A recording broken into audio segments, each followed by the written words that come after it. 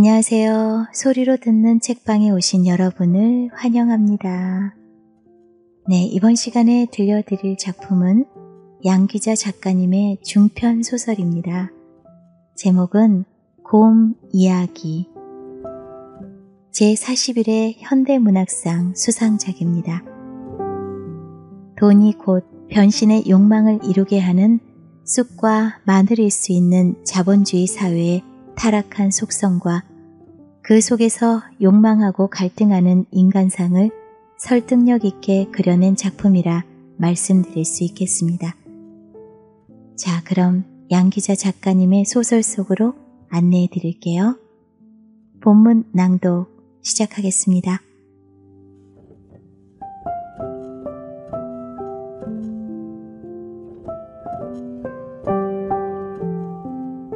곰 이야기. 양귀자.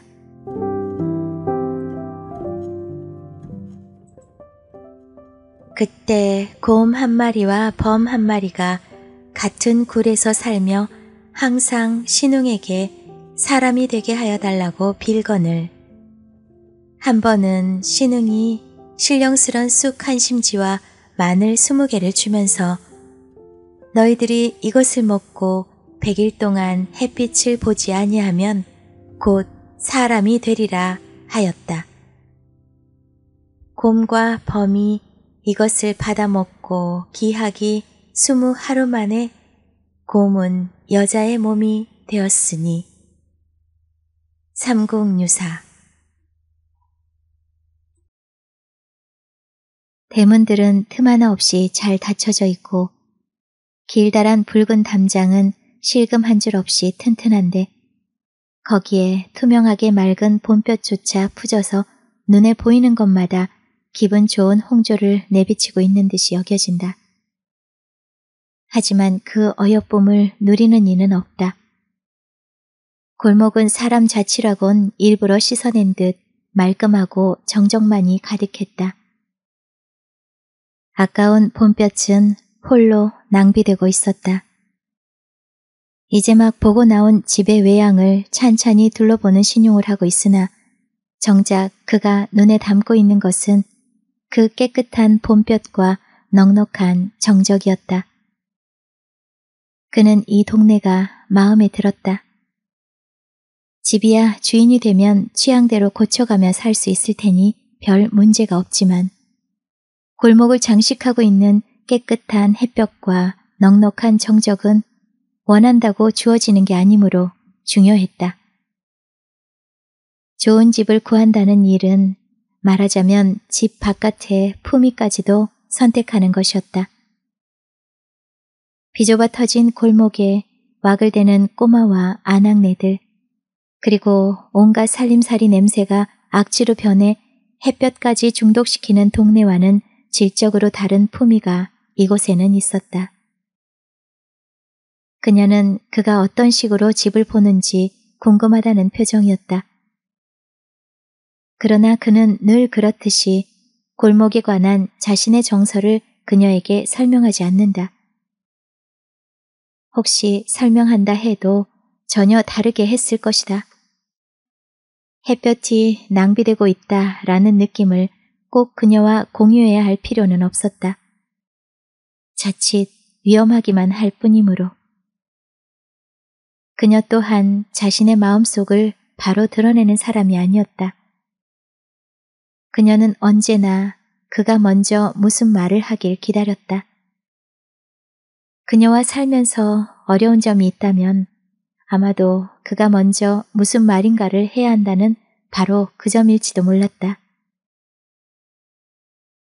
결혼 초 그는 가끔씩 자신이 해야 할 말의 범위를 얼른 정하지 못해 곤혹스럽곤 했다. 범위를 모를 때는 무한대로 가는 게 가장 무난하다는 사실을 미처 깨닫지 못했던 시기의 일이었다. 그래서 그는 이번에도 무한대로 갔다. 괜찮구만. 그녀와 마찬가지로 그의 반응을 궁금해하던 부동산 남자가 반색을 하며 이제 막 보고 온 집의 보충 설명을 시작했다. 앞산 뒷산 다 훤히 보이겠다. 전망으로 치면 이 동네에서 최고 자리입니다. 대지가 200평인 게 좀 작다 싶으시겠지만 보셔서 아시다시피 집이야 순수입자재만 돼서 썼으니 어지간한 호화 빌라들은 명함도 못 내밀죠. 마침 강남 집이 준공돼서 그리로 빨리 들어가야 형편이니까 가격도 다소 융통성이 있을 겁니다. 장담은 못하지만 한 장 밑으로도 분질러 볼 수 있어요. 한 장이라면 10억이었다. 놀랄 금액은 아니었다. 집이 크면 더 올라갔고 좀 아담하다 싶으면 한 장 이쪽 저쪽인 것은 그도 알고 있었다. 어제는 다른 부동산 사람을 데리고 이 근처 몇 집을 둘러보았었다. 어제는 가랑비가 내렸었는데도 저택들을 담고 있는 우중 풍경이 그를 압도했었다. 깨끗한 것은 비에 젖어도 깨끗했다.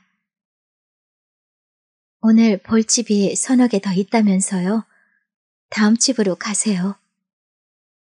고개만 끄덕끄덕하고 있는 그를 조심스레 살피던 그녀가 얼른 부동산 남자의 말을 자르고 자동차를 세우던 쪽으로 걸음을 옮겼다. 부동산 남자가 성급하게 굴었던 것이다. 아직은 가격을 말할 때가 아니었다. 이제 겨우 한 집을 보았을 뿐이었다.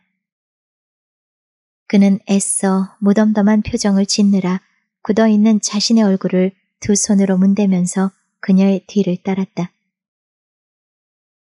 어제도 그랬듯이 오늘의 집 순례에도 그가 할 말의 범위는 괜찮군이 전부일 것 같은 예감이 들었다. 입을 벌리면 집에 관한 수많은 상념들, 그의 온 생애가 다 묻어있는 그 복잡한 상념의 가닥들이 새나올 것 같았다. 사소한 것은 일부러 들켜주지만 그러나 정말 간절한 것은 결코 들키고 싶지 않은 법이었다. 그에게 집은 자신의 정체가 드러날 만큼 간절한 것이었다. 사실을 말하면 지금 살고 있는 아파트도 두 사람이 살기에 전혀 부족함이 없었다. 그 아파트는 결혼 전 그녀가 혼자 살고 있던 집이었다. 아내와 장모와 그리고 두 딸까지 모두 5 식구가 살던 그의 아파트보다 그녀 혼자 사는 아파트는 정확히 2배가 넓었다. 결혼한 후 그녀는 자신이 살던 집에 그가 들어온 형식인 것을 언제나 미안하게 여겼다. 그럴 때도 그가 하는 말은 똑같았다. 괜찮아. 그 말은 그의 진심이기도 했고 아니기도 했다. 화가의 작업실이 아파트에 있다는 것은 아무리 해도 어색하니까 넓고 환한 작업실을 마련할 수 있는 단독주택으로 이사해야 하지 않겠느냐고 그녀가 여러 차례 물어왔을 때도 그는 무덤덤하게 한마디 했을 뿐이었다. 지금도 괜찮아. 집 문제만이 아니라도 그의 괜찮군 혹은 괜찮아 라는 대답은 두 사람의 일상에 빈번하게 등장하는 말이었다. 그 말이 지니고 있는 유보의 뜻에 숨어서 한 번 더 스스로를 정리해봐야 할 만큼 그에게는 그녀와의 생활이 생각보다 낯설고 힘들었다. 자신이 낯설어하고 힘들어한다는 것에 대해 그 스스로 화가 치밀었지만 그러나 어쩔 수 없는 일이었다. 그래서였겠지만 그녀는 이제 그의 괜찮아를 경우에 따라 자기식으로 해석하는데 익숙해져 있는 듯이 보였다. 어느 때는 긍정으로, 어느 때는 부정으로 그녀에게 해석되어지는 자신의 괜찮아가 그의 새 생활에 기여한 공로는 정말 대단한 것이었다. 만약 괜찮아를 발견하지 못했다면 어떻게 되었을까? 그는 갈팡질팡했을 것이고 예민한 그녀에게 자신의 모든 마음을 들켜버렸을 것이고 그리하여 다시 예전처럼 뒤죽박죽이 되는 것을 수수방관하고 말았을 것이었다. 그 다음의 행로는 불을 보듯이 뻔했다. 그는 새롭게 살 수도 있었을 생의 마지막 기회를 영원히 놓쳐버리고 본래의 그로 되돌아가야 하는 것이었다.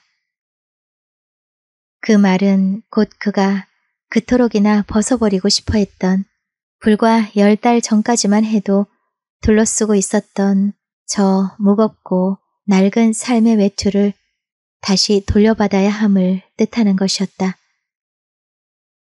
10달 전 그날 그녀는 눈썹 하나 까딱하지 않고 고요하게 말했었다. 결혼하는 게 좋겠어요. 그 순간 그는 하마터면 들고 있던 커피잔을 놓쳐버릴 뻔했었다.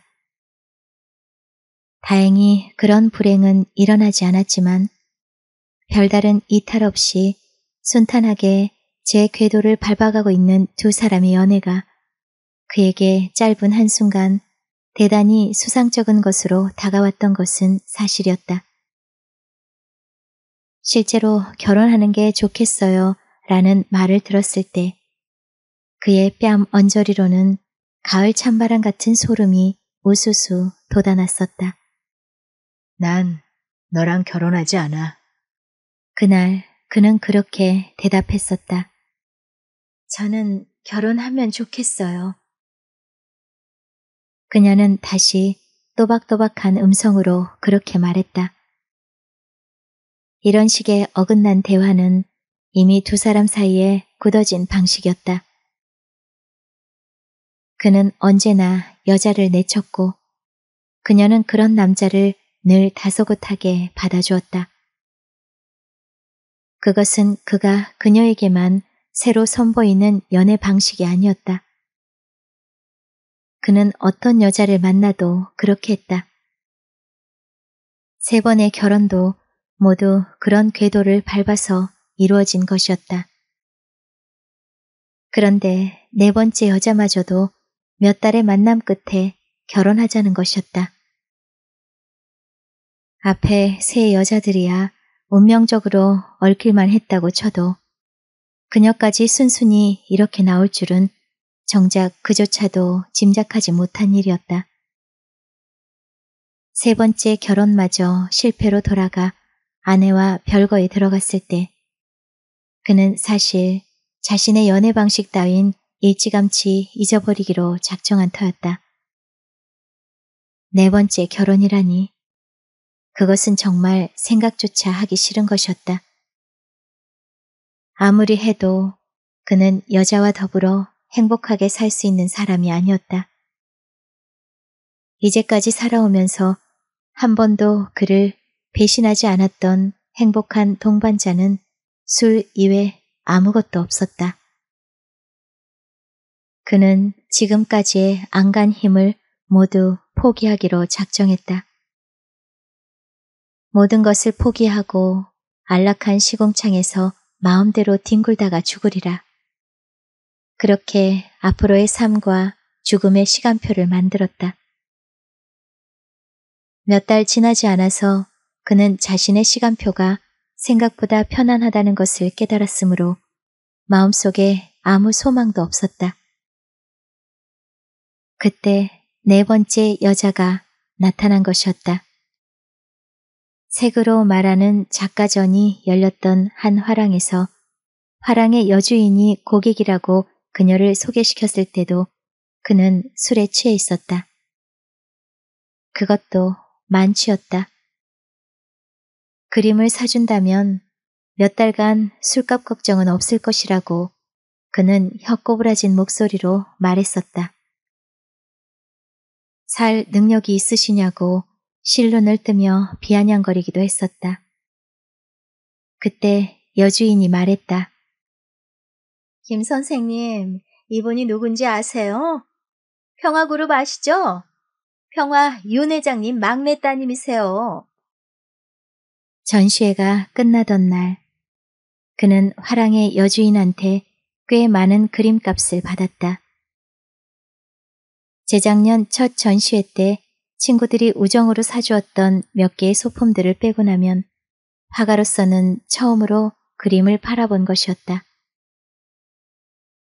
전시회에 모두 12명의 작품이 걸렸었지만 팔린 것은 3점. 그 중에서도 매긴 값대로 그림을 산 사람은 그녀 한 사람뿐이었다. 그는 거침없이 그녀에게 전화를 걸어서 그림값도 흥정하는 법인데 당신 너무 비싸게 샀다고 되려 큰 소리를 쳤다. 그때도 물론 술에 취해 있었지만 술이 아니더라도 그런 말버릇은 그가 흔히 마음에 드는 여자 앞에서 취하는 것이기도 했다. 다시 말하면 그는 자신도 모르게 그녀를 여자로 보기 시작했다는 것이었다. 재벌의 딸이 아니라 해도 그녀는 충분히 그의 마음을 끌만한 여자였다. 지난날의 연애 방식 따윈 깡그리 잊어버리기로 다짐한 것은 사실이었지만 버릇이란 속담에도 있듯이 80살까지 잔존하는 법이었다. 그 전화를 시작으로 그들은 띄엄띄엄 만났다. 주로 그가 전화를 걸어 나오라고 방만하게 고집을 부렸고 그녀는 한 번도 거절하지 않고 마포 뒷골목 돼지갈비집으로 불광동 감자탕집으로 종로의 싸구려 대포집으로 순순히 나타나 주었다. 그녀가 아니고 다른 여자였다면 굳이 그런 장소만을 고집하지는 않았을 것이었다. 그녀는 어디에 앉아 있어도 온몸으로 자신의 신분을 드러내는 여자였다. 술이라면 사흘 밤낮을 시금전폐하고 마실 수 있는 그였으나 아무리 취했어도 그녀가 재벌의 막내딸이라는 놀라운 사실을 잊어버린 적은 없었다. 4번째 결혼 따윈 전혀 고려하지 않았음에도 불구하고 자꾸 그녀에게 전화를 걸었던 것도 어쩌면 그 사실이 잊혀지지 않아서였는지도 몰랐다. 뭘 어떻게 해보리라는 야심은 분명히 없었다. 그것은 지금도 확실하게 말할 수 있다. 그러나 재벌의 딸이라는 고운 여자를 앞에 앉혀놓고 지저분한 술집에서 거리낌 없이 술주정을 부릴 수 있다는 사실은 매혹이었다. 그는 단지 매혹을 물리칠 수 없었을 따름이었다. 결국 그것이 통상적인 그의 연애 방식과 닮아버렸다 해도 진정 어쩔 수 없는 일이었다. 매혹을 위해서 그는 그녀를 만날 때마다 거의 정신을 잃을 만큼 술을 마셔대곤 했었다. 그래야 매혹의 절정에 이를 수 있었다. 탁자를 쓸어안고 넘어지기, 술집 주인이 나가라고 소리 지를 때까지 마시고 또 마시기, 전봇대를 부여잡고 토악질하기, 길바닥에 드러누워 고래고래 노래 부르기, 그만 좀 따라다니라고 여자 쫓아내기. 이런 것들이 매번 고정적으로 조금씩 난폭함의 수위를 높여가며 되풀이되었다.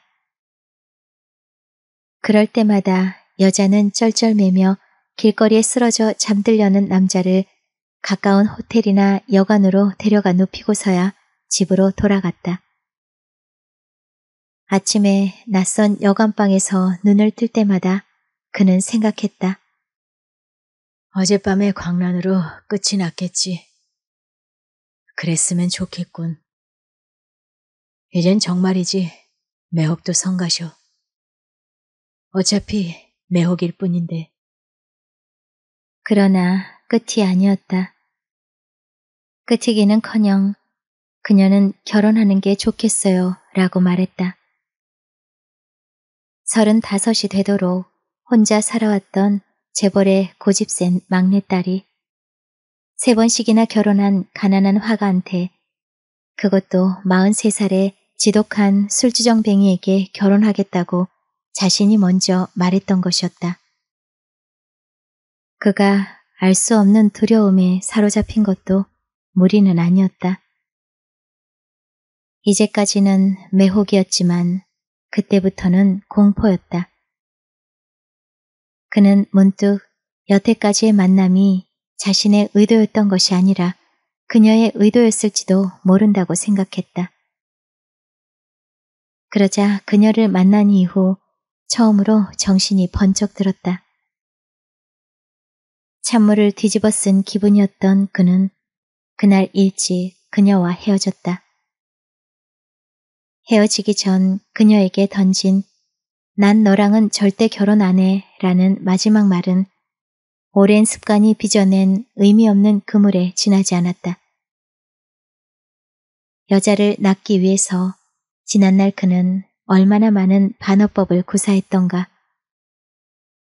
그에게는 생각할 시간이 필요했고 시간을 벌기 위해 우선은 익숙한 방식을 구사했을 뿐이었다. 부동산 남자가 데리고 간 다음 집은 그 동네에서도 가장 깊숙한 곳에 있었다. 거의 숲이라고 해도 좋을 만한 넓은 정원 속에 동그랗게 들어앉은 집은 첫눈에도 아주 특별한 외관을 하고 있었다.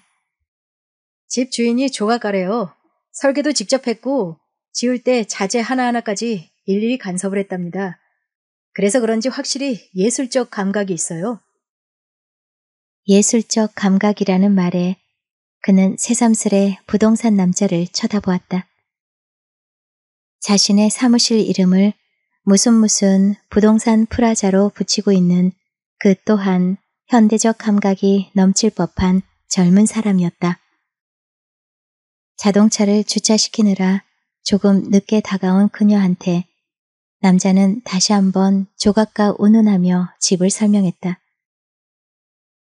산에 박혀있던 큰 바위 밑에 약수터까지 고스란히 정원의 일부분이 되었다는 것과 본체 뒤로 조각가가 기거하며 작업을 했다는 사랑채가 별도 건물로 지어져 있어서 단층 건물이라 해도 결코 실내 평수는 좁지 않을 것이라는 설명을 그녀에게만 덧붙이는 것으로 보아 이 젊은 남자 역시 일찌감치 돈을 내는 사람이 누구인지 간파한 모양이었다. 그녀한테는 그런 분위기가 있었다. 반듯한 자세, 겁내지 않는 눈길, 단정하게 앞으로 모은 두 손, 거기에다 출신 성분을 나타내는 몇 가지 고전적인 특징까지 모두 지니고 있었다. 이를테면 맑고 하얀 피부, 여릿여릿한 몸매, 가늘고 긴 손가락 등이 바로 그런 것이었다. 지금은 남루한 중년산의 행색에서 거의 벗어나 상당히 여유롭게 보이긴 하지만 그녀에 비하면 그는 아직도 저 술구덩이 속에 빠져 폐악을 일삼던 과거의 채취를 온전히 다 씻어냈달 수는 없을 것이었다. 하지만 그는 알고 있었다. 그 스스로 자신의 출신 성분을 개의치 않게 되는 때에 이르면 채취 또한 변하리라는 것을. 출신 성분을 나타내는 요즘의 징표야말로 얼마나 다양하고 독창적인가. 멀지 않아 사람들은 그가 보여주는 징표를 받아들이게 될 것이었다. 왜냐하면 그 누구라 해도 사실을 부인하기는 어려우니까. 조각가의 집은 그러나 빈집이었다. 아무리 배를 눌러도 대문을 열어주지 않았다. 대문이야 훌쩍 뛰어넘으면 그만일 만큼 아주 낮았지만 저만큼 보이는 안채의 현관문에 사람 기척이 나지 않는 데야 무작정 들어갈 수도 없는 일이었다. 낮은 대문과 낮은 울타리는 넓은 정원 여기저기 놓여있는 주인의 조각 작품들을 감상하라는 배려인 듯했다. 조각가라는 말을 들었을 때부터 혹시 했는데 조각을 보니 틀림없었다. 그는 부동산 남자의 소개를 받지 않고 스스로 집주인을 알아냈다. 그렇다면 이 집은 들어가 볼 필요도 없었다. 대학 선배이기도 한 조각가는 강물이 흐르고 앞동산 뒷동산이 다 우르창창한 시골에서 사는 것이 꿈이라고 노래를 부르는 사람이었다. 조각가의 꿈을 회방하는 것은 돈이 아니었다. 그의 작품은 부르는 게 값이었다. 조각가는 다만 돈을 쏟아부을 멋진 땅을 발견하지 못하고 있을 따름이었다. 서울 복판에 잘 지었다고 소문난 집을 가지고 있으면서도 아직 자연이 모자라다고 엄살인 선배를 향해 그는 접시를 던진 적이 있었다. 작년인가 무슨 시상식의 뒤풀이 자리에서였다. 세 번째 아내가 축농증 수술을 받던 날이었고 그 수술비도 아내의 봉급에서 충당했으므로 몹시 괴롭던 날이었다. 그날 음식을 뒤집어 쓰고 너무나 황당해 말을 잃은 조각가의 얼굴이 떠올랐다. 그랬던 사람을 앞에 앉혀두고 집 흥정을 하잘 수는 없는 일이었다. 그때는 조각가를 이해할 수 없었지만 지금은 이해할 수 있었다. 누군가를 이해한다는 일은 시소의 양 날개가 공중에 비슷한 각도로 떠 있을 때만 진심으로 행해지는 것이었다. 그 나머지는 모두 포즈였다. 이해였는지 오해였는지 영원히 판독되지 않는 삶의 포즈. 어쨌든 이 집을 사게 되는 일은 없을 것이 분명하므로 그는 그녀를 돌아보며 예의 한마디를 던졌다. 괜찮군. 다른 땐 바로바로 해석하더니 이번에 괜찮고는 모호했던 모양이었다. 그녀가 고개를 갸웃했다. 작업실이 별채 건물로 딸려있는 예술가의 집이므로 사게 되면 괜찮겠다는 뜻인지 아니면 예술가의 집이란 이런 것 이상이어야 하니까 그저 괜찮은 정도임을 말하는 것인지 알고 싶다는 뜻이었다. 그는 그녀가 예술의 영역에서는 전혀 자기 주장을 내세우지 않는다는 것을 알고 있었다. 그렇다고 그 밖에 다른 일이 전부 그녀 주장대로 처리되는 것도 아니었다. 다만 은근하고 다소곳하게 얼마라도 기다리면서 결국은 그로 하여금 그리할 수밖에 없도록 만드는 만만찮음이 그녀에게는 있었다. 다음에 한 번 더 볼까요? 아니면... 아니, 괜찮아. 그럴 필요 없다고. 그는 먼저 자동차 쪽으로 가면서 의사를 확실하게 해주었다. 혹시라도 선배 조각가의 귀에 자신이 집을 보기 위해 다녀갔다는 소리가 들어가는 것이 싫어서였다. 멀지 않아 이런 식의 주눅든 생각에서도 벗어나겠지만 그러나 아직은 스스로도 어쩔 수 없는 마음 자국들이 있었다. 지금까지 이런 말은 누구한테도 해본 적이 없으나 그녀한테서 결혼 제의를 받고 돌아오면서 그가 내내 떠올리고 있던 생각은 어려서부터 무수히 많이 들었던 천년 묵은 진의 이야기였다. 연달아 과거에 낙방하는 통에 모든 것이 엉망이 되어버린 한 선비가 마지막 과거를 보고 돌아오는 길에 마침내 목을 매 죽기로 결심을 하였다는. 그러나 아리따운 처녀의 도움으로 목숨을 건지고 재산도 얻었는데 알고 보니 그 처녀는 사람이 되기 위해 천년을 기다려온 지네였다는. 3살 먹은 어린애라도 알고 있는 그 오래된 옛날 이야기가 그의 머릿속에서 떠나지 않는 것이었다.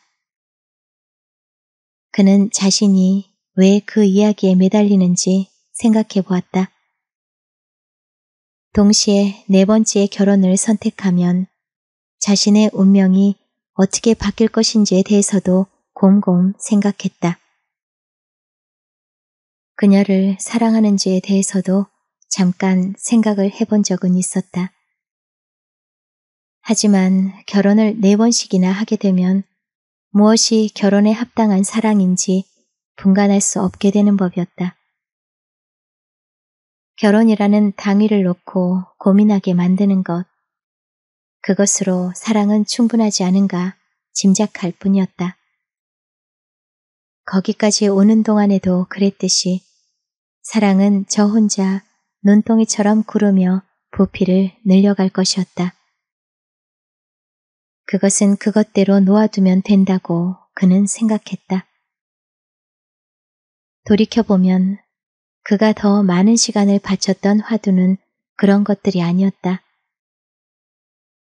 그는 스스로에게 아직도 생의 욕망이 남아있는지를 알고 싶었다. 세 번째 결혼이 별거로 들어가면서 동시에 그는 자신의 밑바닥까지 떨어지고 말았음을 시인했었다. 실제로 그는 술에 의지하지 않고서는 사람들을 만날 수도 없었으며 술이 불러온 수전증으로 붓을 들기 어려운 실정에 있었다. 게다가 착한 여자들을 3번씩이나 지옥으로 밀어붙인 그의 혼인 경력은 사람들 사이에서 그가 다시는 재기하지 못할 것이라는 결정적 증거로 제시되었다. 그 증거들은 그가 보아도 확실한 것이었다. 왜냐하면 그는 정신의 상처들을 응급치료할 수 있는 경제적 능력조차 전혀 없는 빈털털이었으므로 그래서 그는 아내나 친구들을 졸라 얻어먹는 소주 몇 잔이 자신의 인생과 대체되는 것을 속수무책인 상태로 동의하지 않을 수 없었다. 욕망을 버리는 일은 생각보다 어려운 것은 아니었다. 그것은 간단했다. 꿈을 꾸지 않으면 되었다. 내일에 대한 꿈을 꾸지 않으면 굳어진 채 방치되어 있는 유화 물감과 붓들을 그리고 엉망으로 구겨진 지나온 인생을 다 잊을 수 있었다. 욕망을 버리고 술만 구하면 되는 간단한 그 삶도 나쁘지는 않았다.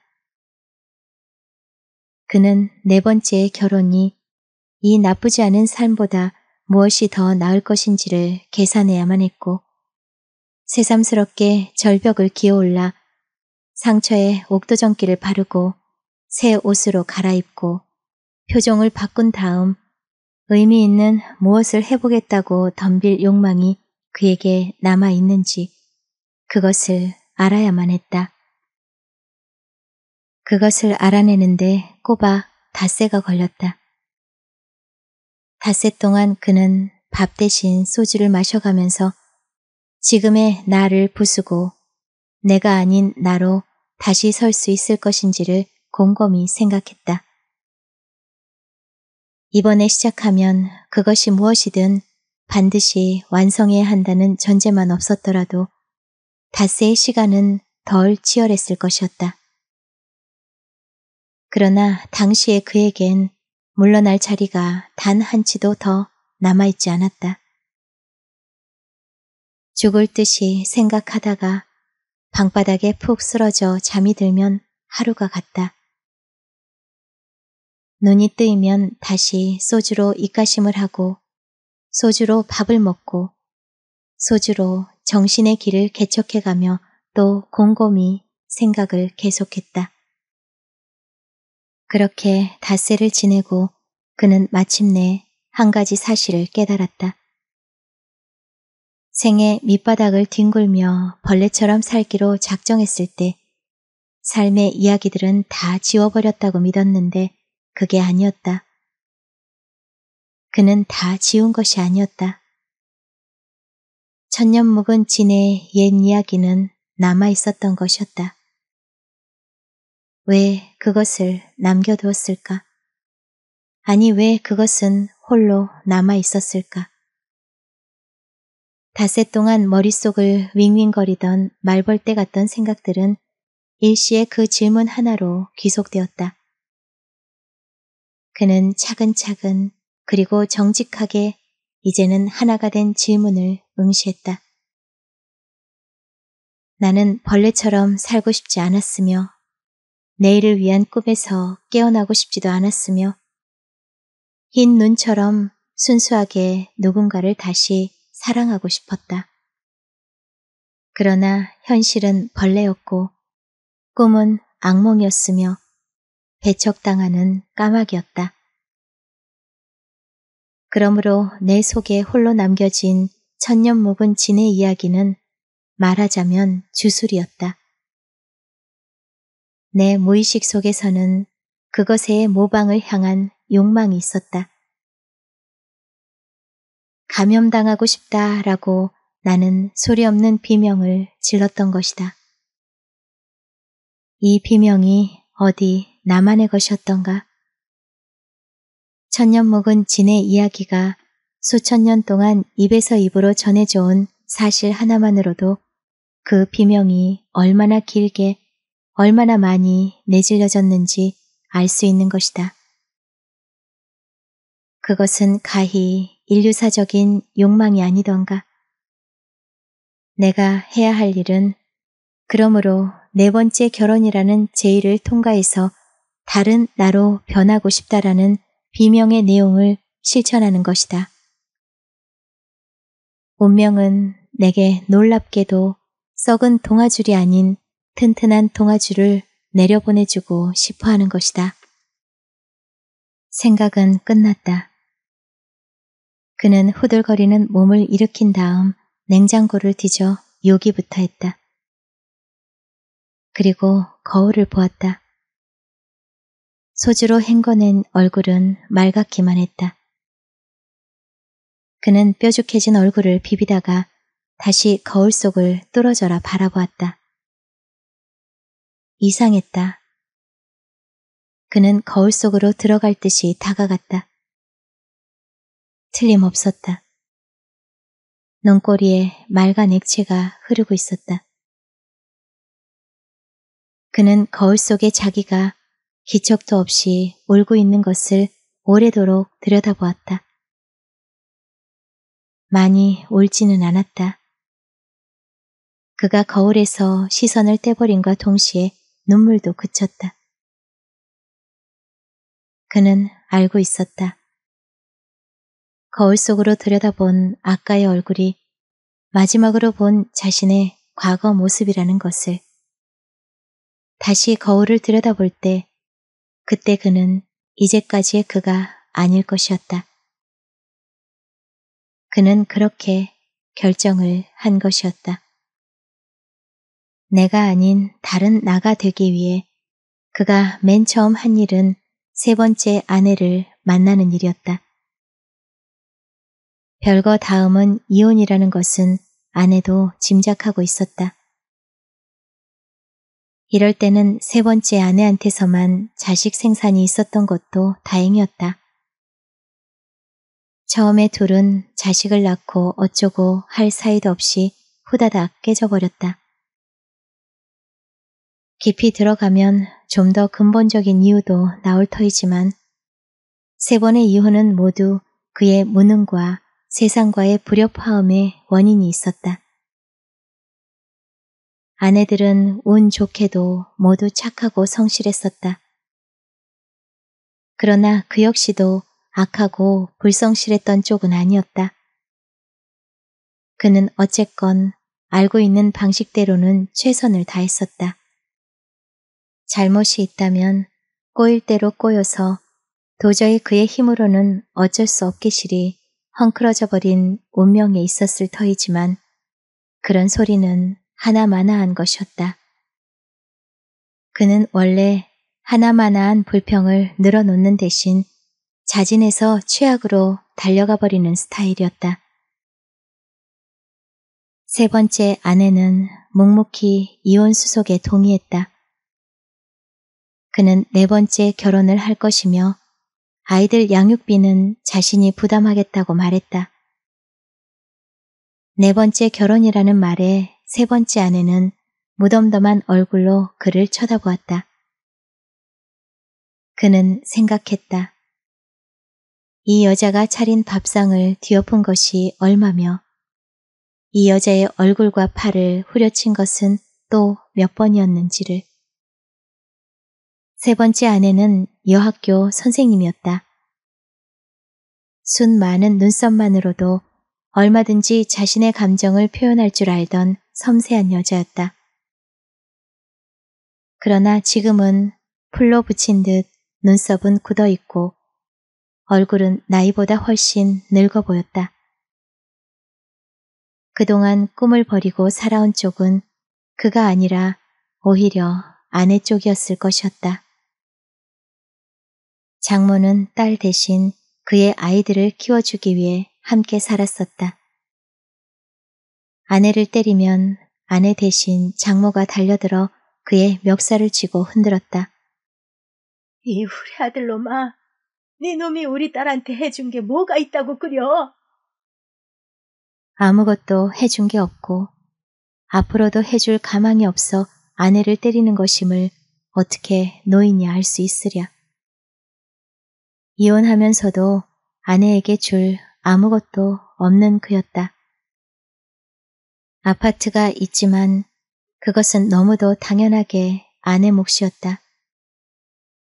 그 아파트의 벽돌 하나도 그의 노동으로 얻어진 것은 없었다. 그는 다만 두 딸과 걸레처럼 너절너절한 과거만 줄 수 있을 뿐이었다. 그것이 마음 아팠지만 그는 아무 말도 하지 않았다.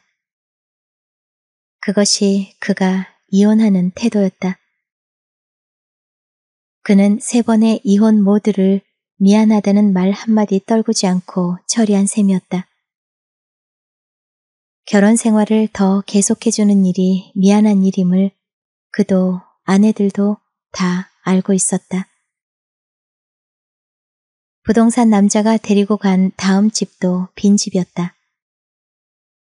하지만 이번엔 부동산 남자가 열쇠 꾸러미를 뒤져 대문을 직접 열었고 현관문 앞에서도 똑같은 동작을 되풀이해서 문을 열었다. 집 주인이 외국인 부부에게 세를 주었는데 그들은 지금 본국에 일이 생겨 이 나라를 떠나 있는 중이었다. 어차피 외국인 부부는 돌아오더라도 아파트를 얻어나갈 것이고 그 사이 가능한 한 빨리 집을 팔았으면 좋겠다는 것이 집주인의 생각이라고 했다. 집 안에 수영장이 있거든요.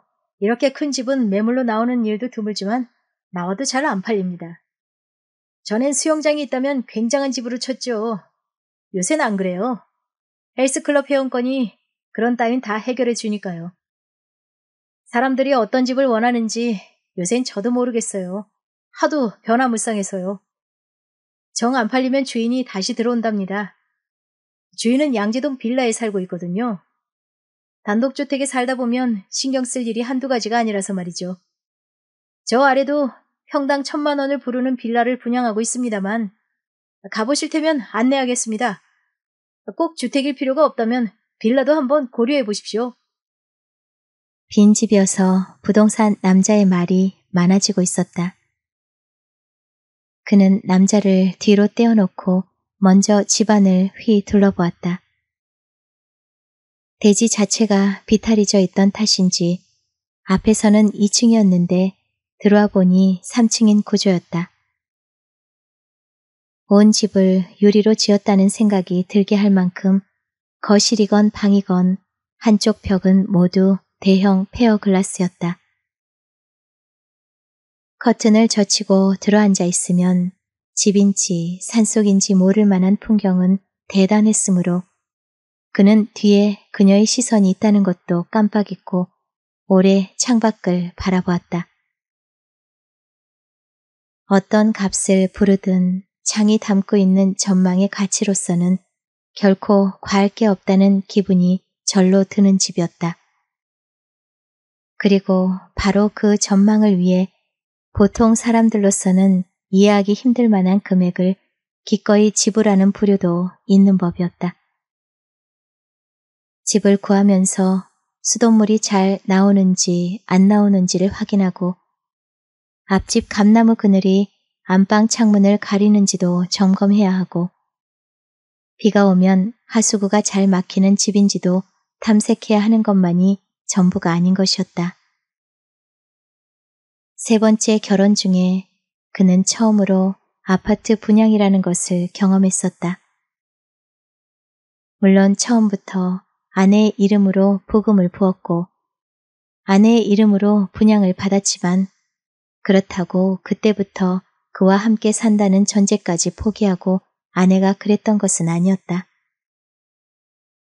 단지 그에게는 법적으로 집을 소유할 만한 소득이 없었을 뿐이었다. 그는 지금까지 한 번도 정상적인 월급이란 것을 받아본 적이 없었다. 하지만 그가 평생을 놀고 먹은 것은 결코 아니었다. 그는 안 팔리는 화가였지만 무명 화가가 할 수 있는 온갖 아르바이트는 다 섭렵했다. 그는 자신 있게 말할 수 있었다. 세상에 완벽하게 놀고 먹는 사람은 없다. 마침내 새 아파트로 이사하던 날, 그는 25평이라는 공간이 그처럼 알뜰하게 사용되고 있는 것을 보고 얼마나 감탄했는지 몰랐다. 도대체 어디 한 군데 빈틈이라고는 없었다. 그가 캔버스를 앞에 두고 수없이 고민했던 면의 분할이라는 것은 장난에 불과하다는 생각이 들 정도였다. 그때 그는 집의 내부 공간만 보았었다.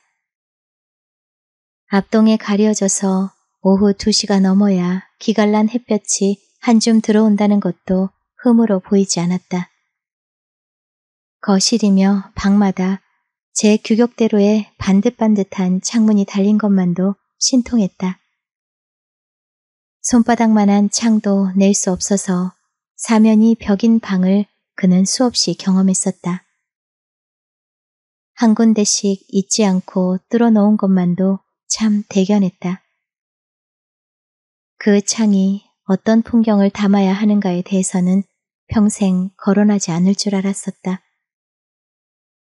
그것에 앙탈을 부릴 생각도 없었다. 누구라도 그러하듯이 그 또한 가끔씩은 제대로 누리며 살아보고 싶다고 생각하곤 했지만 무엇을 어떻게 누려야 하는지조차 잘 모르던 시절이었다. 지은 지 꽤 오래됐나 보죠? 그녀가 부동산 남자한테 묻고 있었다. 글쎄요. 10년 이쪽 저쪽일 거예요. 아니에요. 그 이상이에요. 통유리 스타일도 구식이고 벽이며 마루 자재도 한물 간 것들이에요. 정작 살면 불편할 게 많을 것 같으네요. 개조 공사비가 신축비만큼 들겠어요. 단호한 말도 그녀는 조용조용하게 할 줄 아는 사람이었다. 그래서 더욱 단호하게 들렸다. 부동산 남자가 뭐라 대꾸할 말을 찾는 동안 이번엔 그에게 물었다. 10년 지났으니 건물값은 요구 못할 거예요. 땅값만으로 살 수 있어요. 마음에 드세요? 그가 넓은 창들을 마음에 들어하고 있음을 눈치챈 모양이었다. 그녀는 말하는 것이었다. 당신이 원한다면 이 집을 살 수도 있다고. 어제나 오늘 본 집들 모두 그의 마음에 들었다. 좋고 낮음이야 있었지만 기본적인 하자 사항들은 결코 아니었다. 다만 주인이 어떤 취향을 갖고 있느냐의 차이뿐이었으므로 애시당초 이만한 저택을 상대로 취향을 기르지 못한 그한테는 아무 것이라도 상관이 없었다. 그러나 그녀한테 아무 것이라도 상관없다고 말할 수는 없었다. 그녀와 결혼하면서 그는 새로운 자기를 주체적으로 연기해야 하는 책임을 지고 있었다. 과거와의 결별이 쉽지 않다고 해서 지금의 현실 속에 자기를 집어넣어야 하는 싸움을 포기할 수는 없었다.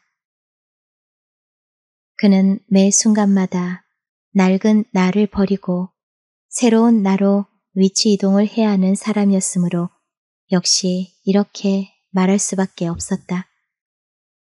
썩 괜찮은 것은 아니고. 그녀는 깊은 시선으로 그를 한번 쳐다보더니 그냥 돌아섰다. 시선이 깊어졌다는 것은 마음속 생각이 무겁다는 의미일 터였다.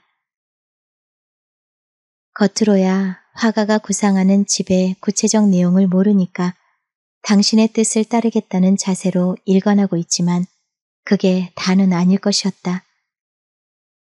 그녀의 마음을 전부 알지 못해서 불편할 일은 없었다. 지금처럼 혼탁한 시대에서는 맑은 시냇물처럼 환히 속을 보여주며 흘러가는 마음이야말로 불편하기 짝이 없는 것임을 그는 잘 알고 있었다.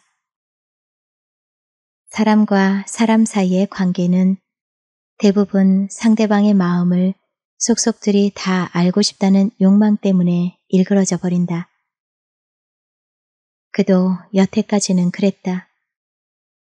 하지만 이제는 결코 그렇게 살지 않을 것이었다. 껍질은 깨부숴야 할 폐기품이 아니라 때때로 기어들어가 마음을 숨겨야 하는 피난처인 것이었다. 그가 보기에 그녀야말로 바로 그렇게 사는 사람이었다. 그녀만이 아니고 그녀의 가족들도 제각각 마음속에 훌륭한 동굴 하나씩을 감추고 살아가는 사람들이었다.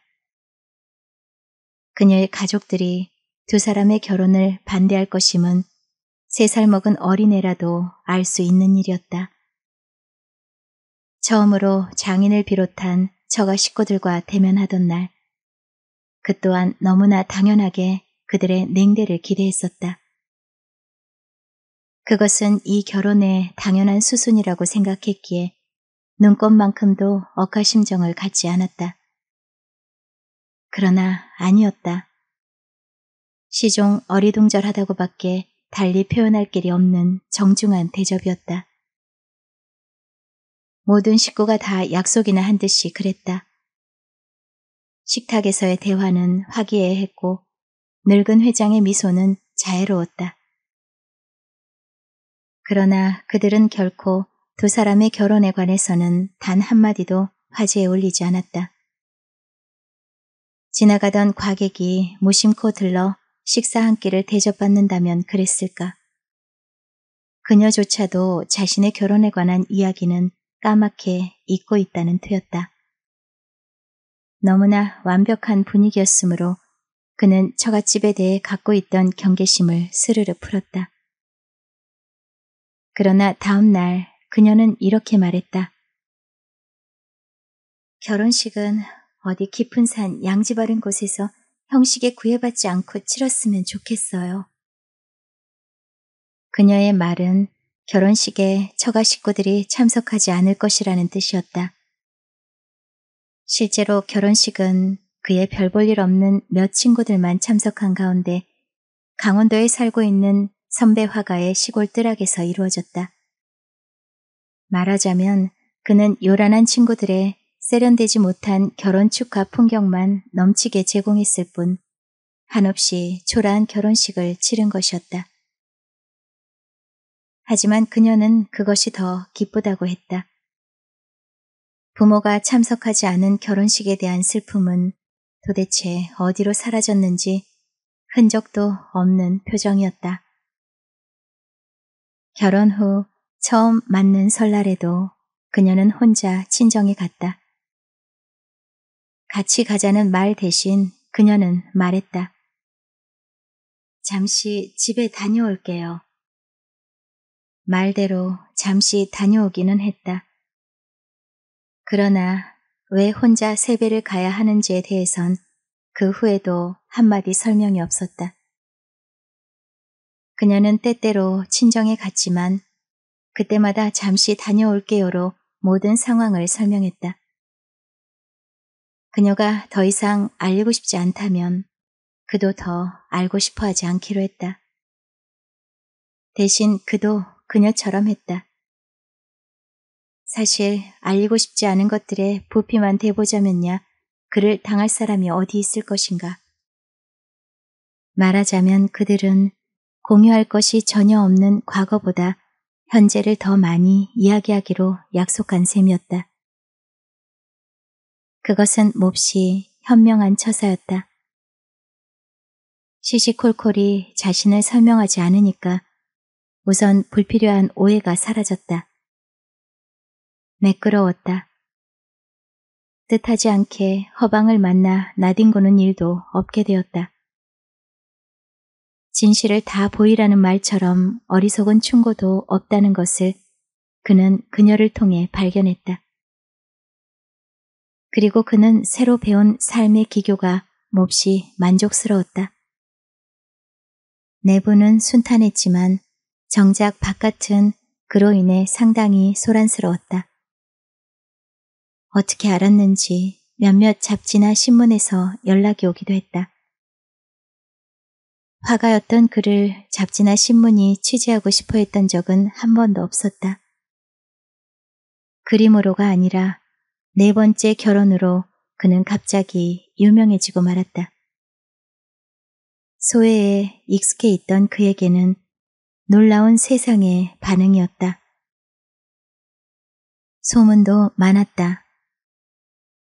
그가 마침내 4번째 결혼까지 실패하고 말았다는 내용까지 유포되고서야 겨우 가라앉은 소문들은 대개 악의적이었다. 처음에 그는 떠도는 소문 속에서 사람들의 악의만 읽었으므로 조금 불쾌했다. 그러나 이내 그들을 수긍했다. 술주정뱅이 페인에서 어느 날 갑자기 유복한 예술가의 모습으로 탈바꿈한 그의 변신은 고여있는 그들 일상에 저질러진 하나의 사건일 수도 있었다. 어쩌면 사람들은 불현듯 뒤통수를 얻어맞은 듯한 충격을 느꼈을지도 모를 일이었다. 그는 알고 있었다.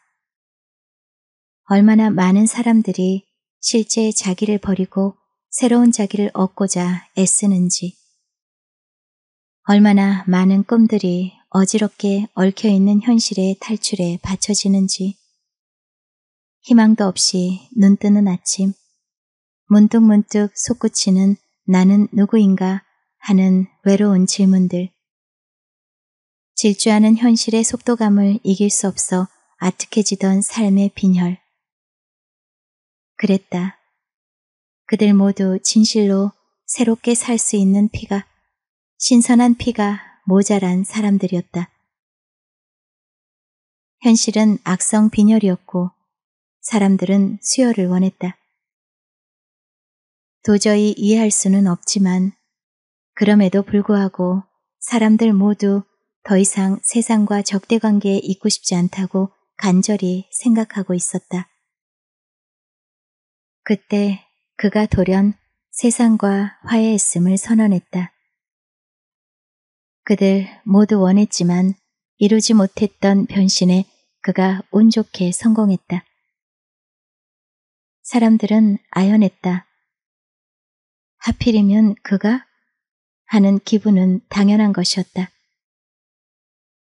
사람들은 무력한 스스로를 혐오하는 대신 그를 비난하는 쪽을 택했다.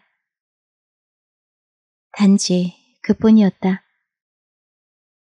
형식은 타자의 비난이지만 내용은 자기에게로 가는 혐오라고 그는 이해했다.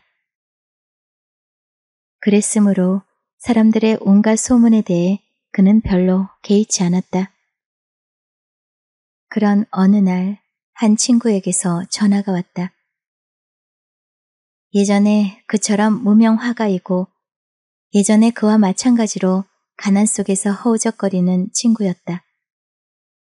한 시절 그들 두 사람은 혈육처럼 가까이 맺어져 있었다.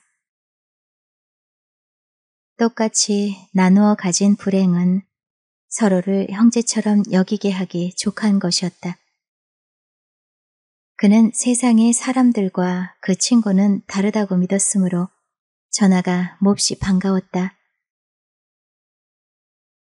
왜 연락도 안 해? 하고 타박하던 친구가 이어서 너 진짜 또 파토 낸 거 아니야? 라고 소문의 내용을 옮겨주었어도 그는 허허 웃었다. 그는 유일한 친구였다. 말 속에 함정을 파놓을 친구가 아니었다. 그는 친구와 약속을 정하고 전화를 끊은 뒤 그녀에게 말했다. 잠시 나갈 일이 생겼어. 그녀는 어딜 가느냐고 묻지도 않고 입고 나갈 옷과 갈색의 순모 베레모를 내놓았다. 그 모자는 그녀가 사다 준 여러 개의 모자 가운데 가장 수수해서 그녀와 다닐 때는 늘 사용하던 것이었다. 그냥 보기 좋아서 샀다지만 단순히 심심해서 모자를 샀을 그녀가 아니었다. 남편에게 모자를 씌우고 싶다는 그녀의 마음을 그는 받아들였다. 다른 약속이었다면 모자를 쓸 것인지 한 번쯤 생각해 봤겠지만 친구를 만나는 자리였으므로 그는 크게 신경을 쓰지 않아도 된다고 생각했다. 국전 심사위원 같구나. 베레모를 본 친구의 반응은 생각대로 그게 전부였다. 그들은 차 한 잔씩을 마시고 곧 자리를 옮겼다. 그는 저녁부터 먹자고 했으나 친구는 바로 술집으로 갈 것을 고집했다. 그렇다면 좋은 안주와 향기로운 술을 친구에게 사주고 싶었던 그였다. 그러나 친구는 안 먹던 거 먹으면 목구멍에 가시 박힌다. 면서 예전에 그들이 잘 갔던 종로 뒷골목의 단골 대포집으로 그를 데려갔다. 살찐 쥐들이 어슬렁거리고 질척질척한 바닥이 바지가랑이를 적시는 뒷골목을 걸어가면서 그는 자신도 모르게 이마를 찌푸렸다.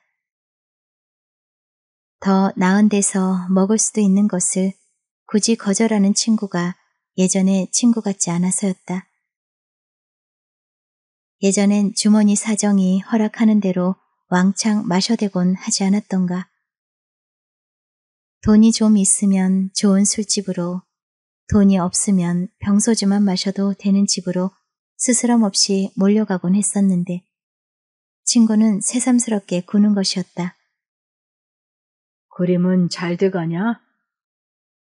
서로의 잔을 가득 채운 다음 친구가 물었다. 네 번째 결혼 후 외출을 삼가며 집에서 작업만 하고 있었으므로 그는 고개를 끄덕거렸다. 오랫동안 그림을 그리지 않아서 지금은 소년습에 불과한 것이었으나 그런 것까지 일일이 친구에게 설명할 필요는 없었다. 친구라면 그가 지금 손 연습 중이라는 것쯤이야 짐작할 만한 위인이었다. 와이프? 그가 파이프를 꺼내 엽초를 꾹꾹 채워 넣는 것을 보고 친구가 물었다. 들여 마시질 않으니까 이게 나을 것 같아서. 그는 간단히 대답하고 성냥불을 그어 오래오래 파이프에 불을 당겼다. 친구는 단숨에 술잔을 비우고 자신의 잔에 스스로 술을 채웠다. 그가 얼른 술병을 잡았으나 이미 잔은 채워진 뒤였다. 지난달 김가 전시회 오픈 때 가봤더니 네 이야기들 많이 하더라. 너도 없고 해서 바로 오려다가 김가 말버릇이 하도 고약해서 술 먹고 깽판 좀 쳤지. 나무까지 붙이고 쇠조각 매달아 놓고 쑥 내걸면 그게 작품이 되냐? 그게 또 명작이라고 신문마다 쫙 깔렸더라. 눈먼 세상. 친구는 두 손으로 머리칼을 쥐어뜯었다. 그것은 친구의 버릇이었다. 못마땅한 일이 생기거나 기분이 더러우면 늘 머리칼을 쥐어뜯었다. 그는 새삼스럽게 친구의 헝클어진 머리를 쳐다보았다. 갑자기 썰렁해지는 기분이었다. 어쩌면 그도 그랬을지 몰랐다. 그들은 늘 그렇게 살았다. 자신이 어긋나 버리는 까닭은 자기에게 있는 게 아니라 언제나 남한테 있다고 불평하며 사는데 익숙했었다.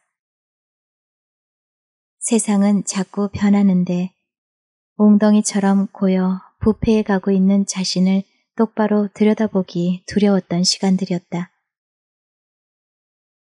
비굴한 태도였지만 그때는 비굴해지지 않으려고 더 비난과 불평을 멈추지 않았던 것이었다. 다시는 그런 시간 속으로 들어가고 싶지 않다고 그는 홀로 중얼거렸다. 자, 마셔라. 네가 없으니 어디 술맛이 나야 말이지. 오늘은 한번 실컷 마셔보자. 친구는 자신의 잔을 그에게 주려다가 멈칫하며 그의 얼굴을 보았다. 그러곤 이내 잔을 거두어 제 앞에다 놓고 철철 넘치게 술을 부었다. 그의 잔은 아직 반도 비워지지 않은 채였다.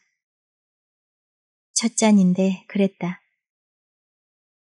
그는 친구와 소주 2잔 이상은 마시지 않을 생각이었다. 그녀가 결혼하면서 유일하게 내세운 다짐이 술에 관한 것이었다. 망가진 몸이 회복된 후에 반주 정도로 마시는 것은 좋으나 당분간은 절대 안 된다고 했다. 그는 흔쾌히 그녀에게 약속했다. 그녀가 아니더라도 그는 금주의 결심부터 단단히 세우고 4번째 결혼에 이른 사람이었다. 술이 희석시킨 흐리멍텅한 정신 말고 부릅뜬 눈으로 나머지 삶을 살아가고 싶었다. 술이라면 남들이 평생 마셔도 다 마시지 못할 만큼 실컷 마셨다. 더 이상 술에 미련은 없었다.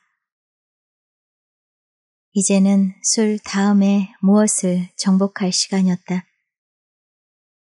그는 다른 것은 몰라도 술만큼은 친구에게 설명이 필요하다고 생각했다. 그래서 그는 자신의 결심을 정직하게 친구에게 털어놓았다. 친구라면 그의 진심을 이해해 줄 것이었다. 그래, 4번씩 이혼할 수는 없지. 역시 친구는 순순히 그의 말을 받아들였다. 그는 친구의 잔이 빌 때마다 충실하게 잔을 채워주는 것으로 자신의 미안함을 표시했다. 그러나 한참의 시간이 지난 후 그는 의아해졌다. 순순히? 과연 친구는 순순히 그의 말을 이해해 준 것일까? 저렇게 빠른 속도로 잔을 비우는 친구의 마음은 지금 어떤 문의일까? 그는 문득 불안해졌다. 그러나 친구는 한 번도 그를 비난하지는 않았다. 친구는 단지 술을 너무 빨리 마시고 있었으며 안주와 새 술을 청하는 태도가 이유 없이 거칠어지고 있을 뿐이었다. 그는 조심스레 친구를 살폈다. 박가가 뉴욕 간다는 소식 들었니? 스폰서가 생겼대. 기집애처럼 하얗게 생긴 얼굴로 녹을 하나 잡은 거지. 그런 짓을 해서라도 꼭 그림을 그려야 하는 건지 정말 헷갈리대. 다들 썩었어. 악취가 나. 친구는 또 머리칼을 쥐어뜯었다. 그는 자신도 모르게 주위를 살폈다. 친구는 그를 아랑곳하지 않고 다시 더러운 놈들 하고 후룡구를 토해냈다. 말이 과격해지는 것은 술이 어느 정도 들어갔다는 표시였다. 이제부턴 과격한 언행의 수위를 높였으면 높였지 결코 자제는 하지 않을 시간의 시작이었다. 친구가 보여주는 행동들은 사실 전혀 이상할 것이 없었다. 바로 얼마 전까지만 해도 그 역시 친구와 쌍둥이처럼 말하고 행동했었다. 지금 다소 낯설게 느껴진다 해도 분명 그 또한 타락한 욕망을 숨긴 채 무의미한 비판만을 일삼던 나날 속에 던져져 있었다. 일상의 무가치한 반복을 견딘다는 일이 얼마나 힘든 것인지 그는 절실하게 체험한 사람이었다. 그는 이제 아예 벽나발을 불기 시작한 친구를 조금은 슬픈 마음으로 쳐다보았다. 병신들. 일본 초대전에 작품을 낸다는 누구의 이야기를 하면서 친구는 그렇게 씹어뱉듯이 말했다. 막노동을 해서도 먹고 살 수는 있어. 자존심을 팔지는 않을 거야. 그림을 집어치우겠다고 소리치면서 친구는 입귀를 실룩이며 차라리 막노동을 하겠다고 말했다. 그는 고개를 숙여 파이프에 불을 붙이며 친구 모르게 이마를 찌푸렸다. 어느 순간 지겨워지기 시작한 것이었다. 이해 못할 것은 없지만 언제까지 이해를 요구하며 살 것인가. 저런 어깃장, 저런 억지의 뿌리에 자기도 기생해서 살았다는 것을 떠올리자 울적해지고 말았다. 그는 친구의 잔에 술 부어주는 것도 잊고 파이프 연기만 울컥울컥 토해냈다. 그때였다. 에이, 그놈의 파이프. 그렇게 부르짖는가 했더니 갑자기 친구는 그의 입에서 파이프를 확 뽑아내는 것이었다. 순간 그는 얼굴이 후끈 달아오르도록 모욕을 느꼈다. 그러나 친구는 자신이 더 화를 내며 의자가 나동그라지도록 거칠게 자리에서 일어났다. 갈란다. 술 맛이 안 나. 그는 정말 비틀거리며 계산대로 걸어갔다. 그는 자신의 모욕감을 추스를 새도 없이 따라 나가 지갑을 꺼냈다. 치워 임마. 술값은 내가 낸다. 나도 돈 있어. 그는 친구가 주머니를 뒤지는 사이 술값을 치렀다. 그런 그를 친구는 새하얗게 질린 얼굴로 노려보고 있었다.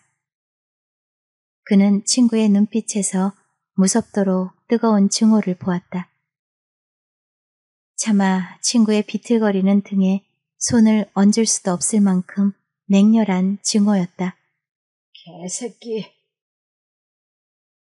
친구는 그 한마디를 남기고 종로 뒷골목 어둠 속으로 비척거리며 사라져버렸다. 그는 한참 동안 멍하니 서 있다가 친구와는 반대 방향으로 걸어 나왔다. 그가 택한 쪽은 불빛 환한 명랑한 거리였다. 그것으로 그는 가장 오랜 친구 한 사람을 잃었다. 몹시 울적했지만 할 수 없는 일이었다. 그런데 친구는 언제부터 그에게 화를 내고 있었을까? 그는 친구가 어디서부터 삐그러졌는지 생각해 보았다. 베레모? 파이프? 술? 아니면 자신의 과묵함? 어떤 것이었을까? 그러다 그는 홀연 깨달았다. 하나가 아니라 그 전부였다. 친구는 처음부터 이를 악물고 있었던 것이었다. 베레모를 안 썼더라도, 파이프를 안 피웠더라도, 거침없이 술을 마셔주었더라도 친구는 역시 그에게 개새끼라는 욕설을 안겨주고 떠났을 것이었다. 거기까지 생각하고 그는 울적한 마음을 거두어 버렸다. 그는 변신함과 동시에 이미 지난 관계들과 완벽하게 단절되었다. 뜨겁게 살아보기 위해선 우선 차갑게 식히기부터 해야 하는 것이었다. 다음 집으로 가기 전에 부동산 남자는 핸드폰을 꺼내 전화를 걸었다. 네, 부동산 프라자입니다. 4시에 가뵙기로 했는데 지금 가면 3시 40분이 될 것 같아서 양해 전화 드리는 겁니다. 괜찮겠죠? 어르신 안 들어오신 거 확실하죠? 네, 그럼 곧장 가겠습니다. 부동산 남자는 시계를 보며 그녀를 재촉했다. 큰 길 건너편입니다. 절대 집 구경 안 시켜주시는 댁인데 아침에 전화 드리니까 오후에 어르신이 병원에 가신다고 안주인이 허락을 해주셨어요. 보시면 아시겠지만 그 집은 사실 값을 매길 수도 없는 귀한 집이에요. 값을 매길 수 없는 집은 가보니 몇백 년을 실이 묵었을 고택이었다. 안채와 사랑채의 구별이 엄격하고 정원과 후원의 모양까지도 전통 양식대로 생략 없이 꾸며놓아서 위세당당한 양반 가문의 가풍과 근엄이 고스란히 남아있는 집이었다.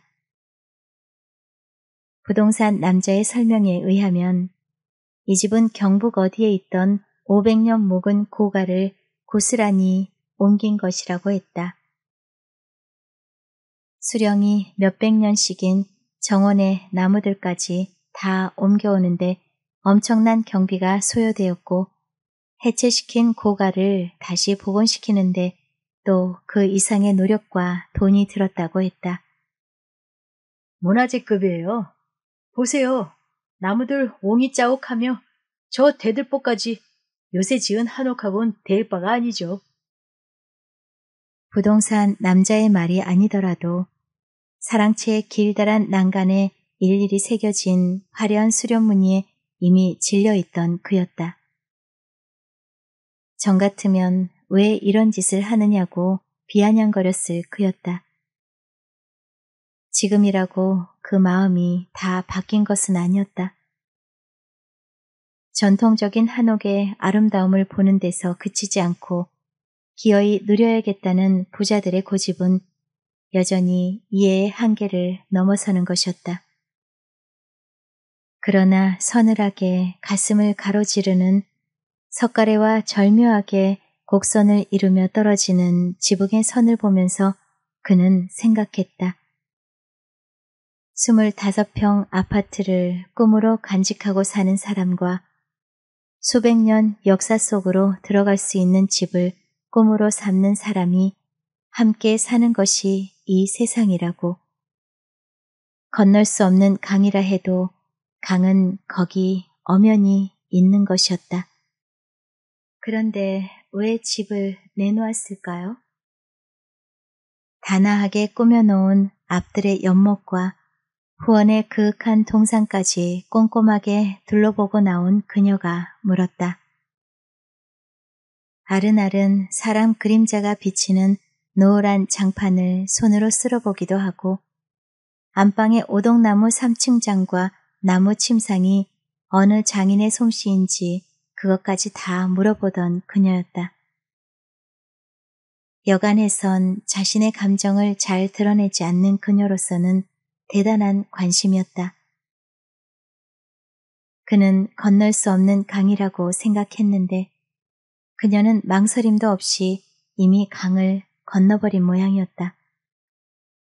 어르신은 병환 중이고요. 자식들은 모두 미국에서 박사 따고 교수로 있는데 자식들이 어르신을 미국으로 모시려고 그래요. 그쪽에서 치료를 받으면 희망이 있다는 거죠. 처음에는 펄펄 뛰던 어르신도 이 집을 자기처럼 아끼고 간수할 사람이 나선다면 고려해보겠다고 한 발 양보했죠. 어르신은 사실 개인한테 팔기보다 시에서 문화재급으로 이 집을 인수해지길 원하시죠. 그만큼 이 집에 애착을 갖고 있으신 분이에요. 그런 다음 부동산 남자는 듣는 사람도 없는데 목소리를 낮추었다. 주인 어르신이 왕년의 세도가였어요. 장관을 2번씩이나 지낸 분이고 장관직 물러난 다음에는 굵직굵직한 국영지업체 회장으로만 돌아다니신 분이라니까요. 남자는 더욱 목소리를 낮추어서 늙은 세도가의 이름을 말했다. 물론 그도 적잖이 들어본 이름이었다. 그런데 그녀한테는 그 정도가 아니라 아주 친숙한 이름이었던 모양이었다. 아, 최 회장님. 고개를 몇 번 끄덕이며 골똘히 생각에 잠기는 그녀의 여벌구를 보면서 그는 문득 불안했다. 최 회장 집을 보고 난 후 그녀는 아직 그한테 어떠냐고 묻지 않았다. 어떤 집이건 일단은 그의 반응부터 기다리던 그녀였다. 지금 그녀의 마음이 가 있는 곳은 어디일까? 어느 순간 강렬하게 그녀의 실체를 만지고 싶었지만 그러나 그는 참았다. 그가 알 수 없는 어떤 먼 곳, 그녀는 너무 멀리 있다. 그는 아마 영원히 그녀한테 도달할 수 없을지도 몰랐다.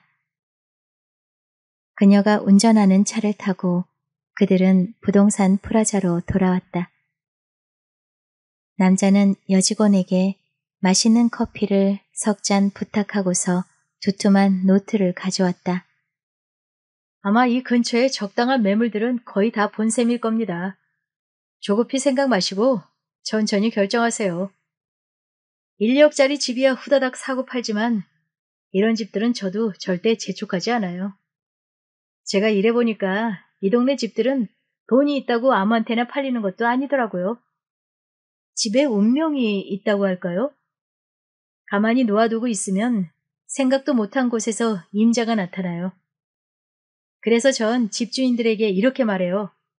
집이 더디 팔리는 것은 어딘가에 살고 있을 미래의 집 임자한테 아직 때가 이르지 않아서 그런 거라고요. 집의 운명. 그는 그녀를 바라보았다. 그녀도 커피잔을 감싸진 채 그를 바라보았다. 집의 운명과 사람의 운명을 떠올리고 있을 그녀의 눈빛은 한없이 담담했다. 그는 언제나 그녀의 담담한 눈빛이 잔물결 하나 없이 잔잔한 행동이 부러웠다. 그가 도달해야 할 먼 곳은 아마 저 담담함, 저 잔잔함일 것이었다.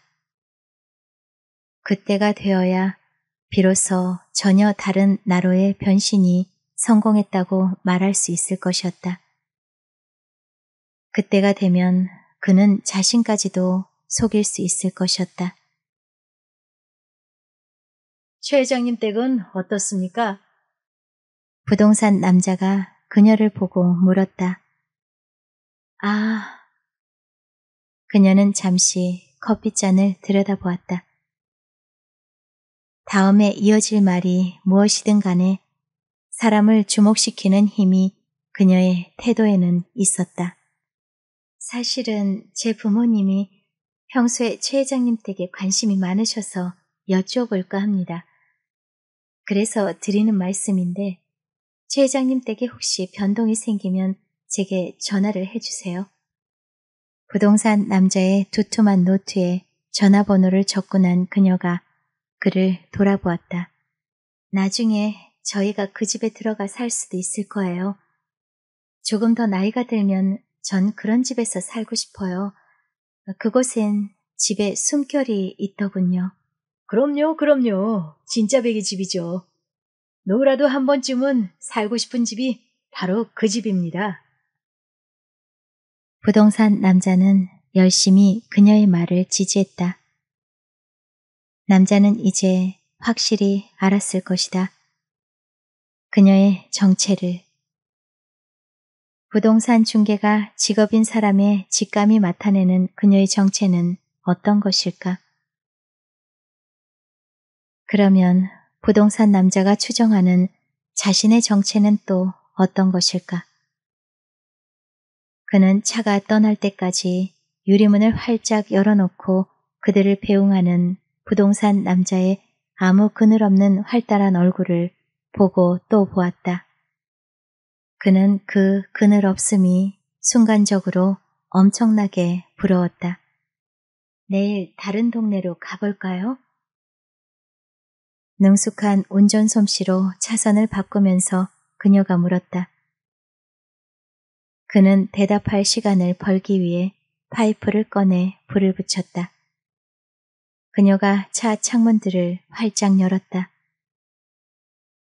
바람에 날리는 머리칼 사이로 언뜻언뜻 비치는 그녀의 옆모습을 그는 한참 바라보았다. 왜 그렇게 보세요? 저만큼 앞에서 붉은 신호가 들어오고 그녀는 서서히 속력을 줄였다. 당신 혹시 천년 묵은 진의 이야기 알아? 그는 파이프를 입에 문 채 문득 그렇게 말해버렸다. 운전대에 얹혀있는 흰 손, 바람에 나부끼는 싱싱한 머리칼, 반듯하게 드러난 이마, 부드럽고 둥근 어깨, 그리고 이 편안한 자동차. 그런 것들이 아마도 그런 말을 하게 시켰을 것이었다. 그건 왜 모르세요? 그녀가 고개를 돌려 그의 눈을 정면으로 쳐다보았다. 그는 스위치를 눌러 창문을 닫았다. 일시에 소음이 사라지고 고요가 가득 넘쳐왔다. 그는 이제 파이프도 꺼버렸다. 연기가 고요를 흐트린다고 생각했기 때문이었다. 그 모든 것을 마친 뒤 그는 천천히 대답했다. 당신이 천년 묵은 진해가 아닌가 해서. 그래요? 그뿐 그녀는 한동안 운전에만 열중하는 듯했다. 그리고 잠시 후 그녀가 말했다. 전 내내 당신이 진해가 아닌가 생각했어요. 천년 동안 사람이 되기 위해 기다린 진해 말이에요. 내가 진해라고? 천년 묵은 진해에게 단지 선택당했을 뿐인 비참했던 선비가 합당하면 합당했지 진해라고? 그는 허허 웃으려다가 문득 입을 꾹 다물었다. 그녀도 가끔은 불안한 모양이었다. 그녀도 이 삶이 제비뽑기로 얻어진 우연이 아니고 필연이기를 간절히 원하고 있는 모양이었다. 그런데 지네가 기다려야 했던 천년이란 기간은 어쩌면 인간이 견딜 수 있는 가장 마지막 지점을 가리키는 것이 아니었을까. 가장 첨단에 있으면서도 끊임없이 멸망이 이야기되고 어제의 시간과 오늘의 시간을 연결한 끈이 사라져버린 아슬아슬한 오늘이야말로 천년을 다 채운 최후의 때가 아닐까. 그는 더욱더 입을 꾹 다물었다. 그렇다면 그녀한테 동지애를 느낄 수 있을까? 자동차는 이윽고 아파트 주차장으로 들어서고 있었다. 아직도 골똘히 생각에 잠겨있는 그를 향해 그녀가 아까의 물음을 다시 던졌다. 내일 바쁘세요? 이쪽이 마음에 안 들면 강남도 있으니까요. 괜찮은 집은 오히려 그쪽이 더 많을 거예요. 이제는 정녕 그가 대답해야 할 차례였다. 괜찮군 같은 애매모호한 서성거림 말고 중심이 깃들어 있는 말, 그런 말을 그는 찾아내야만 했다. 그 말이 가슴속에 들어있다는 뜻이었을까? 그는 한동안 두 손으로 가슴을 문대며 가만히 있었다. 그러는 사이 그녀는 좁은 자리에 간신히 주차를 끝냈고 자동차에 시동을 껐다. 그리곤 그를 바라보았다. 그러고도 한참이나 지난 후 그는 온 정신을 다해 또박또박 가슴에 말을 꺼냈다. 아니, 다른 데는 필요 없어. 집을 새로 짓겠어. 내일 그 동네 다시 가서 집 지을 땅을 알아보는 거야. 그는 자신의 말에 마침표를 찍고 안전벨트를 풀었다.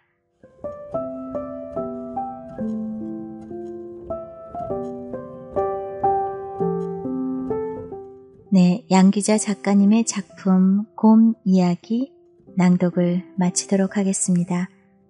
여러분의 구독과 좋아요는 책방에 큰 힘이 됩니다.